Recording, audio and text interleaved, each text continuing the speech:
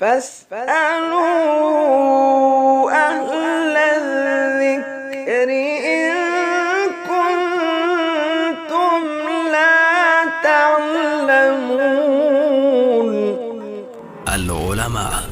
علماء و عوام میں حائل خلیج دور کرنے کی ایک منفرد کاوش۔ بسم اللہ الرحمن الرحیم۔ لجنۃ العلماء للافتاء، فتویٰ نمبر 82، 4 ستمبر 2021۔ سوال: ایک شخص نے اپنی بیوی کو 3 طلاقیں دی اور اسے کہا کہ گھر سے دفع ہو جاؤ۔ عورت 7 ہمسایوں یا رشتہ داروں کے گھر چلی گئی۔ اس نے جا کر ساری صورتحال بتائی تو انہوں نے کہا کہ آپ ہمارے ساتھ آئیں، ہم اسے سمجھاتے ہیں اور آپ کو گھر چھوڑ کر آتے ہیں۔ لہذا گھنٹے آدھے بعد وہ اس عورت کو لے کر دوبارہ اس کے گھر چھوڑ آئے، لیکن اس عورت کے خاوند نے دوبارہ پھر اس عورت کو 3 طلاقیں دے کر گھر سے باہر نکال دیا۔ یہ واقعہ 2 ماہ پہلے کا ہے تقریباً۔ اب عورت اس وقت اپنے ماں باپ کے گھر ہے اور ان کے رشتہ دار پوچھ رہے ہیں کہ اس صورت میں کتنی طلاقیں واقع ہوئی ہیں اور رجوع کی کوئی صورت ممکن ہے تو کیسے؟ جواب: الحمدللہ وحدہ والصلاة والسلام علی من لا نبی بعدہ۔ مذکورہ سوال میں 3 باتیں قابل وضاحت ہیں۔ نمبر 1، ایک ہی دفعہ دی گئی 3 طلاقیں۔ نمبر 2، وقفے بعد دوبارہ پھر طلاق کا اعادہ۔ نمبر 3، رجوع کا طریقہ کار۔ تینوں کو بالترتیب الگ الگ ذکر کیا جاتا ہے۔ نمبر 1، ایک ہی دفعہ دی گئی 3 طلاقیں۔ کتاب و سنت کی روح سے ایک مجلس میں دی ہوئی بیک وقت 3 طلاقیں ایک طلاق ہی شمار ہوتی ہے۔ دلائل حسب ذیل ہیں۔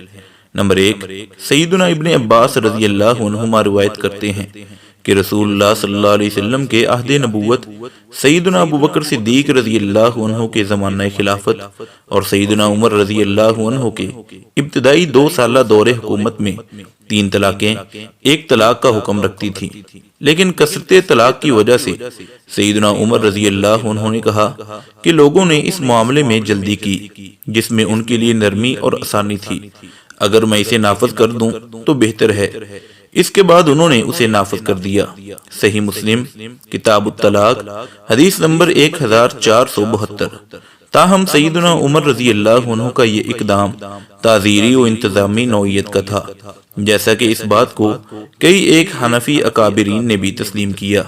ملاحظہ ہو جامع الرموز کتاب الطلاق اور حاشیہ تحتاوی علی الدر المختار۔ نمبر 2، سیدنا ابن عباس رضی اللہ عنہما کہتے ہیں کہ سیدنا رکانہ رضی اللہ عنہ نے اپنی بیوی کو ایک ہی مجلس میں 3 طلاقیں دے دی، لیکن اس کے بعد بہت افسردہ ہوئے۔ رسول اللہ صلی اللہ علیہ وسلم نے ان سے پوچھا کہ تم نے اسے طلاق کس طرح دی تھی؟ عرض کیا 3 مرتبہ۔ آپ صلی اللہ علیہ وسلم نے دوبارہ پوچھا ایک ہی مجلس میں 3 طلاقیں دی تھی؟ عرض کیا ہاں۔ آپ صلی اللہ علیہ وسلم نے فرمایا پھر یہ ایک ہی طلاق ہوئی ہے، اگر تم چاہو تو رجوع کر سکتے ہو۔ راوی حدیث سیدنا ابن عباس رضی اللہ عنہما کے بیان کے مطابق انہوں نے رجوع کر کے اپنا گھر آباد کر لیا تھا۔ مسند احمد جلد نمبر 4 صفحہ نمبر 123 تا احمد شاکر۔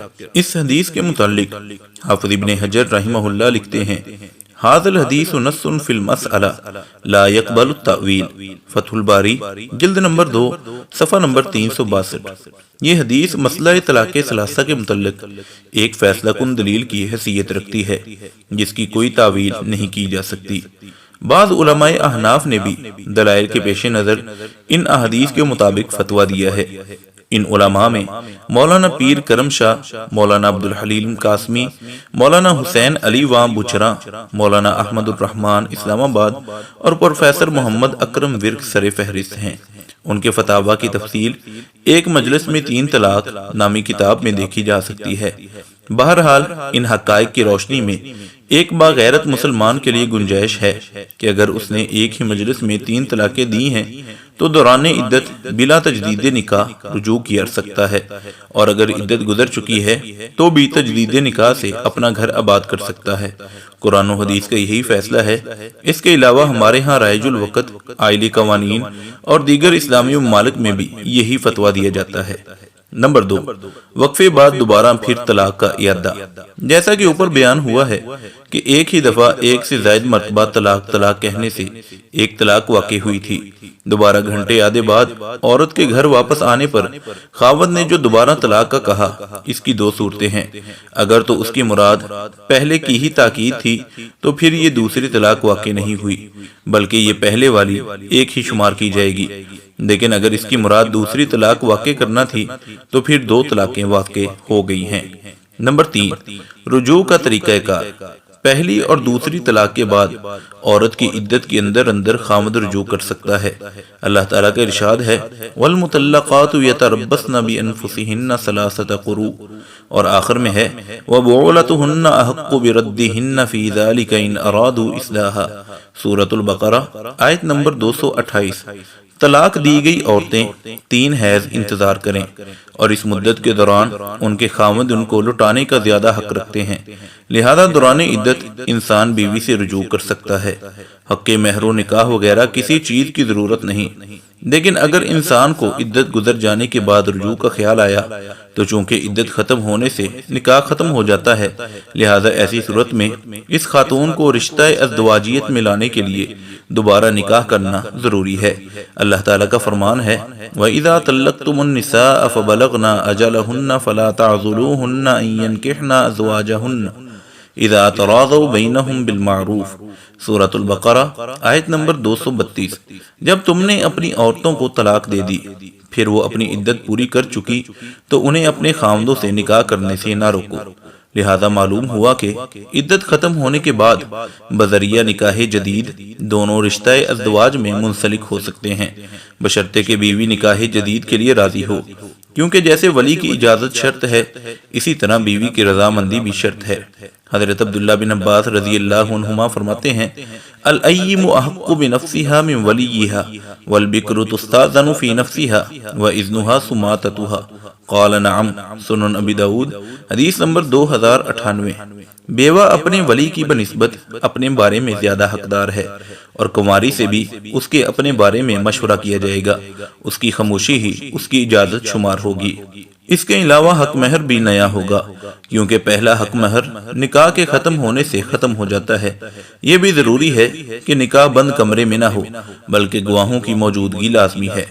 یہ بھی یاد رہے کہ دوران عدت رجوع یا عدت ختم ہونے کے بعد نکاح کا حق صرف پہلی اور دوسری طلاق میں ہی ہوتا ہے، تیسری طلاق کے بعد یہ دونوں حق ختم ہو جاتے ہیں۔ مفتیان کرام فضیلت الشیخ ابو محمد عبد الستار حماد حفظہ اللہ رئیس اللجنہ، فضیلت الشیخ عبد الحلیم بلال حفظہ اللہ، فضیلت الشیخ جوید اقبال سیالکوٹی حفظہ اللہ، فضیلت الدکتور عبد الرحمن یوسف مدنی حفظہ اللہ، فضیلت الشیخ سعید مجتبی سعیدی حفظہ اللہ، فضیلت الشیخ ابو عدنان محمد منیر قمر حفظہ اللہ۔ علماء و عوام میں حائل خلیج دور کرنے کی ایک منفرد کاوش